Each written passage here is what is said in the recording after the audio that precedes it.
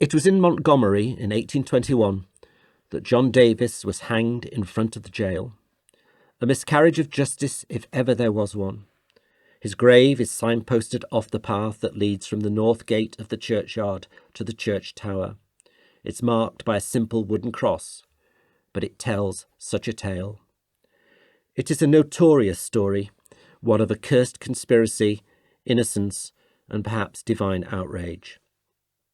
There are some who say John Davis was a sheep stealer, but the contemporary records are quite clear.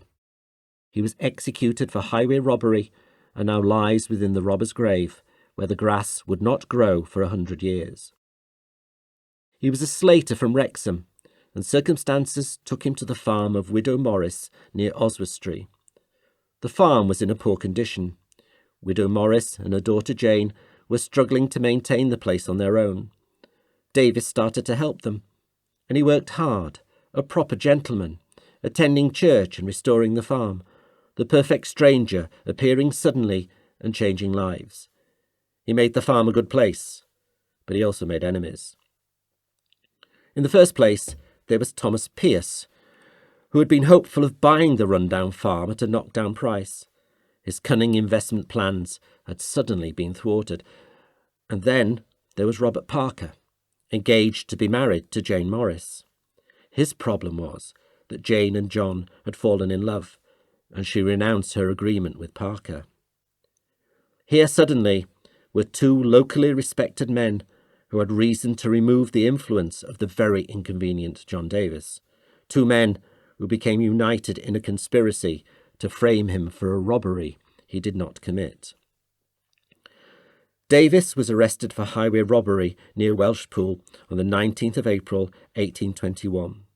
He was accused by William Jones, a labourer employed by Mr. Pugh in Werloedd, of stealing a watch and coins to the value of £4 12 shillings.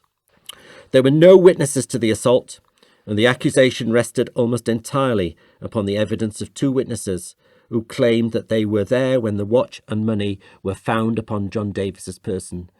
And of course, these two men were Pearce and Parker. Davis vehemently protested his innocence and conducted his own defence in court at the beginning of September 1821. His not guilty plea was rejected. A jury looked the stranger in the eye, listened to the testimony of two local men, and found Davis guilty. Highway robbery was a capital offence. It wasn't the romantic adventure it is presented as today. It was terrifying and brutal, and so sentence of death was passed upon him. Many heard Davis proclaim his innocence at the trial, and he continued to do so right until the moment of his death. For contemporaries, this was a significant detail. A confession was part of a condemned man's salvation, a way of repaying a debt to society by becoming a warning to others. True repentance was a preparation for salvation. It would give you a fighting chance in the afterlife. But John Davis's continued expression of innocence made people uneasy.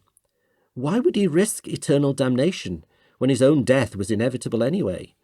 Dying words had always been regarded as carrying with them the power of truth. He cursed the two men and called upon them to appear before God to account for their crimes. He also prayed that God would not allow the grass to grow on his grave for a generation as a sign of his innocence. He was executed on the 14th of September 1821. John Davis suffered between 12 and 1 o'clock on a drop erected in front of the jail at Montgomery. At the moment of his execution, there was a huge thunderstorm, torrential rain, forked lightning, a biblical intensity, and a clear indication of divine displeasure at the death of an innocent man. Spectators cried out, "The end of all things is come!"